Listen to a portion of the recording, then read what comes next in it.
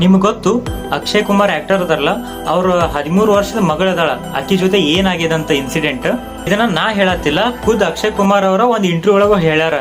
Online game ಆಡತ್ತಿದ್ದಳಕಿ, ಅವಾಗ ಒಬ್ಬ unknown person game ಒಳಗ್ ಬರ್ತಾನ, ಬಂದು ಅಕ್ಕಿಗೆ ಏನ್ ಕೇಳ್ತಾನ, ನಿಮ್ಮ ಊರ್ ಯಾವ್ದನ.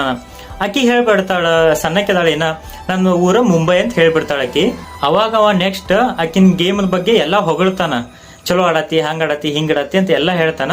ಅವಾಗ ಒಮ್ಮಿಂದೊಮ್ಮೆ ನಿನ್ನ ಜೆಂಡರ್ ಯಾವ್ದಂತ ಕೇಳ್ಬಿಡ್ತಾನ. ಆಕಿ ಹೇಳ್ಬಿಡ್ತಾಳ, ನಾ ಫಿಮೇಲ್ ಅದೀನಿ. ಫಿಮೇಲ್ ಅಂತ ಗೊತ್ತಾಗನ ಅವ ಕೇಳ್ತಾನ, ಕ್ಯಾನ್ ಯು ಸೆಂಡ್ ಯುವರ್. ಅವಾಗ ಅಕ್ಕಿ ಹುಡುಗಿ ಶಾಕ್ ಆಗಿ ಫೋನ್ ಒಮ್ಮೆ ಸ್ವಿಚ್ ಆಫ್ ಮಾಡಿಬಿಡ್ತಾಳ. ಅಕ್ಕಿ ಹೋಗಿ ಅವ್ರ ಮಮ್ಮಿ ಮುಂದೆ ಹೇಳ್ಬಿಡ್ತಾಳ, ಒಮ್ಮೆ ನನ್ನ ಜೊತೆ ಹಿಂಗ್ ಇನ್ಸಿಡೆಂಟ್ ಆಯ್ತಂತ.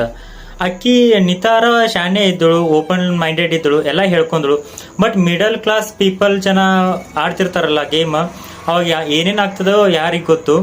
ಆಮೇಲೆ ಪೇರೆಂಟ್ಸು ತಮ್ಮ ಮಕ್ಕಳಿಗೆ ಟೈಮ್ ಕೊಡೋದು ಕಡಿಮೆ ಮಾಡ್ಯಾರ ಈಗೀಗರೆ. ನೀವೊಮ್ಮೆ ಥಿಂಕ್ ಮಾಡಿ ನೋಡ್ರಿ, ಇಂಥ ಆನ್ಲೈನ್ ಚಾಟ್ಸ್ ಒಳಗ ಎಷ್ಟು ಜನ ಹುಡುಗಿಯರು ಬಲಿ ಆಗತ್ತಾರಂತ.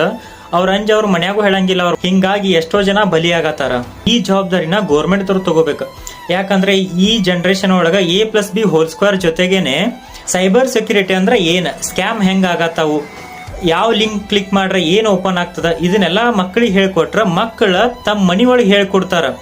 ಸೊ ಇದರಿಂದ ನಮ್ಮ ದೇಶ ಉದ್ಧಾರ ಆಗ್ತದಂತ ನಾ ಹೇಳ್ತೇನೆ.